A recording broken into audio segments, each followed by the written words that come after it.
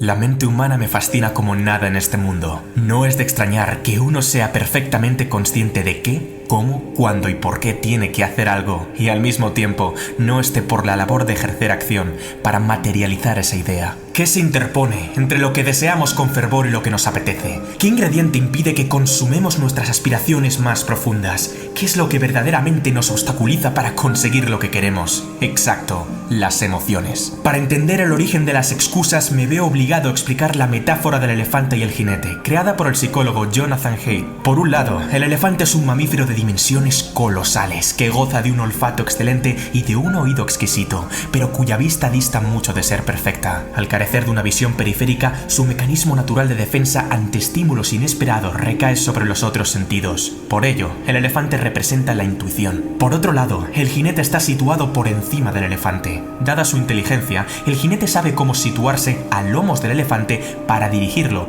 pues sujeta las riendas y piensa que lleva la voz cantante. Craso error. Por ello, el jinete representa la razón. Cuando el elefante y el jinete miran para el mismo lado, caminan en direcciones iguales y buscan objetivos comunes, no habrá conflicto alguno. El problema surge cuando las necesidades de ambos son diferentes, de tal modo que cada cual tira para su lado en pos de satisfacer sus propias necesidades. El elefante es grande, fuerte e impulsivo. El jinete, por su parte, es astuto, más pequeño y débil en comparación. Así pues, el control del buen hombre es poco menos que un aciago espejismo, pues no deja de ser precario e incierto en comparación al animal. Si el gigantesco elefante se rebela contra su dueño y quiere tomar otra dirección, es bastante probable que lo consiga. Es la lucha eterna de todos nosotros, la razón contra la emoción, pero aún no hemos llegado a la peor parte. ¿Quieres saber la triste verdad del asunto? Primero sentimos, después razonamos. Y cuando la emoción es tan poderosa que el individuo se ve sobrecargado por un mar de sentimientos aflictivos y sensaciones desgarradoras, recurre a la razón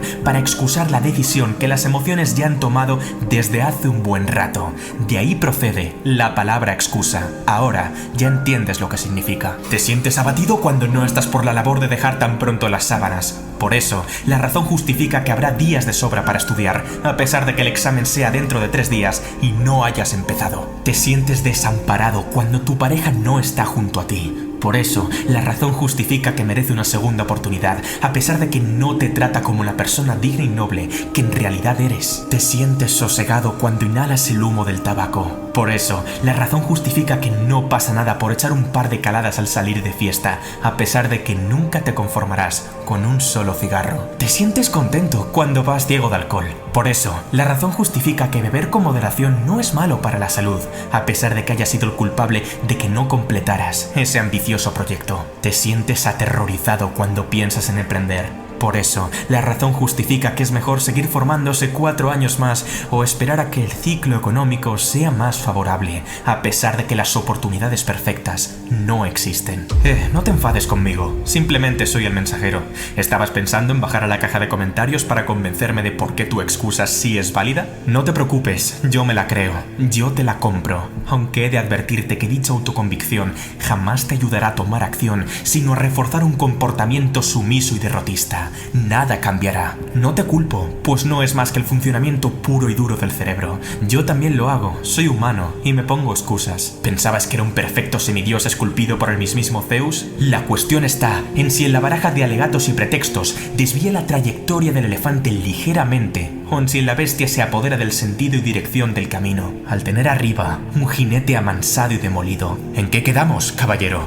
¿Va usted a ir de paseo o de rodeo? Saber qué tienes que hacer no importa tanto como pensaste en un principio. Más bien, el juego va a tener las agallas de hacerlo. Lo último, abre las compuertas del cambio, la mejora y el aprendizaje mediante un autochantaje que emana del propio sentido de urgencia del Homo sapiens. Y al revés, aunque saber lo que uno tiene que hacer podría ser de gran ayuda en una mente ya de por sí resiliente y decidida, la ciencia y la probabilidad demuestran que las garantías de que el plan cobre vida de forma sostenida brillan por ser escasas. Todos sabemos que el alcohol mata, pero la mayoría nunca le falta su cervecita diaria. Todos sabemos que el dulce mata, pero la mayoría no detiene los atracones de azúcar. Todos sabemos que la velocidad mata, pero la mayoría supera el límite permitido en carretera al sobrepasar un radar. No es el hecho de que uno sea consciente o no de un peligro lo que le aleja de él. No es el hecho de que uno sea consciente o no de una meta lo que le acerca a ella. Es una condición necesaria, pero no suficiente.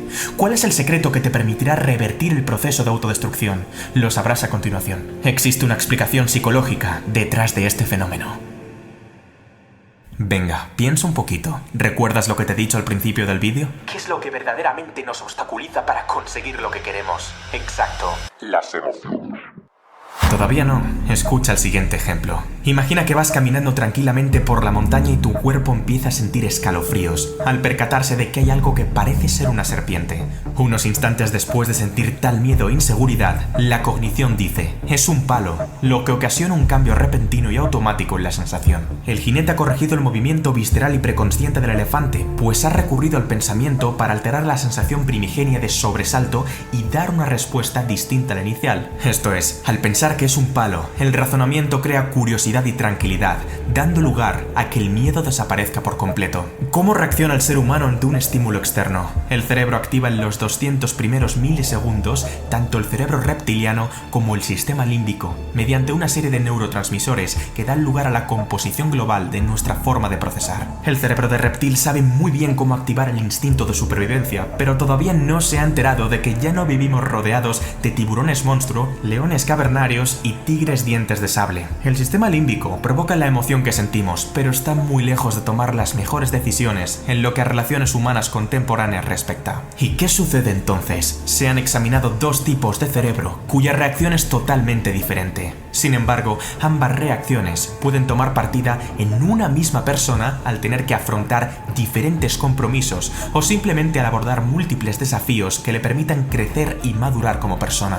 Por un lado, el cerebro tipo 1 consigue activar a los 800 milisegundos una tercera área denominada neocórtex, responsable del pensamiento avanzado, la razón, el habla, la planificación, etc. La corteza prefrontal es capaz de iniciar la cognición para modificar el pensamiento acerca del estímulo externo. Si lo que estoy viendo fuera una serpiente, se movería y emitiría un sonido diferente. Pero cuidado, no es dicho razonamiento lo que fulmina la emoción anterior, sino lo que crea otra emoción distinta que se adapta mejor a la coyuntura. Antes estaba asustado y ahora estoy relajado o curioso. Por otro lado, el cerebro tipo 2 ha de aguantar un auténtico tsunami emocional, de tal manera que el sujeto es completamente incapaz de activar la cognición y resolver el problema, tal y como hizo el cerebro tipo 1. Este fenómeno es básicamente lo que explica el fracaso escolar, el exceso de velocidad o la obesidad mórbida. Por último, cuando los impulsos intuitivos deciden cómo actuar, el neocórtex interviene posteriormente para justificar por qué dicha decisión es la correcta. El sistema límbico ha ganado la partida. ¿Significa esto que dichas personas no tienen ninguna posibilidad para gestionar las emociones conflictivas? En absoluto. Pero encender un sistema cortical inactivo y sedentario requiere una buena estrategia. Deberán reunir un esfuerzo sublime para actuar y romper el patrón preestablecido, a pesar de que la intensidad emocional se incremente cada vez más. ¿Tienes miedo de saltar de un trampolín a 10 metros de altura? No pienses, salta. ¿Tienes estrés porque el temario del examen es demasiado largo? No pienses, estudia. ¿Tienes tristeza cuando tu quinto proyecto ha fracasado?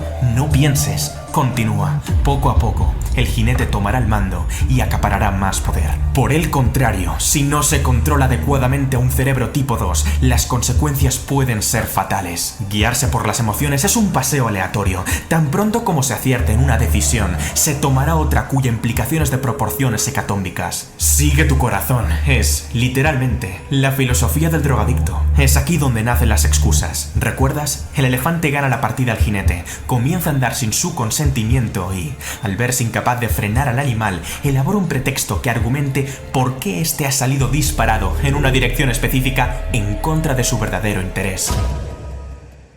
Sea como sea, cada vez que alguien tome una decisión, primero ha sentido en su cuerpo. Después, habrá algo que lo justifique o desmienta a nivel cognitivo. La inteligencia se puede entender desde la acepción de intelliger, esto es, seleccionar entre. Cuando yo soy inteligente, significa que, entre todo lo posible, escogeré lo más adecuado a la situación. La inteligencia emocional implica que el individuo elija la emoción más apropiada para el estímulo externo, entre todas las que se encuentren a su disposición. La emoción decide y la razón justifica. Dicho de otro modo, todas las decisiones emociones son emotivas y después la razón explica la emoción que se experimenta en un principio o la transforma en otra que consigue desbancarla, pero es lo que uno siente lo que determinará el rumbo de la trayectoria. Si estás en cólera, el mundo se ve distinto a si estás en templanza. Si estás en miedo, el mundo se ve distinto a si estás en seguridad. Si estás en letargo, el mundo se ve distinto a si estás en júbilo. El pensamiento es un buen evaluador, pero no un buen gestor. La gestión tiene que producirse de emoción a emoción. El trabajo de saber lo que hay que hacer corresponde a la corteza prefrontal, pero ser capaz de hacerlo tiene que ver con la inteligencia emocional. Es decir, si el sistema operativo que se utiliza es el cerebro tipo 1 o el cerebro tipo 2. ¿Comprendes ahora por qué tanta gente se refugia en las excusas? ¿Entiendes ahora por qué saber lo que hay que hacer no basta? No todo el mundo ha aprendido a seleccionar sabiamente. No todo el mundo sabe gestionar sus emociones, y no es raro. Nadie nos ha enseñado a hacerlo. El factor que aniquila la existencia de miles de individuos es precisamente la kriptonita de su cambio. El problema es que una gran parte de las personas, al no entender las emociones más conflictivas, se asustan y prefieren fundamentar el dominio que éstas ejercen sobre su voluntad mediante justificaciones elaboradas por la razón. Es que no tengo tiempo para ir al gimnasio, dijo Juan mientras buscaba olvidarse de su tristeza, consumiendo porquería televisiva. Es que mi jefe tiene que subirme el sueldo, dijo Laura tras calmar su ansiedad, comprándose 3 pares de zapatos carísimos. Es que las editoriales no me publicarían el libro, dijo Esteban para justificar el miedo a lo que el lector pueda pensar de él. Es que, mira, te digo una cosa, quizás a ti te puedas engañar, pero a mí, bueno, qué narices, sí, podrías embaucarme, ¿y luego qué?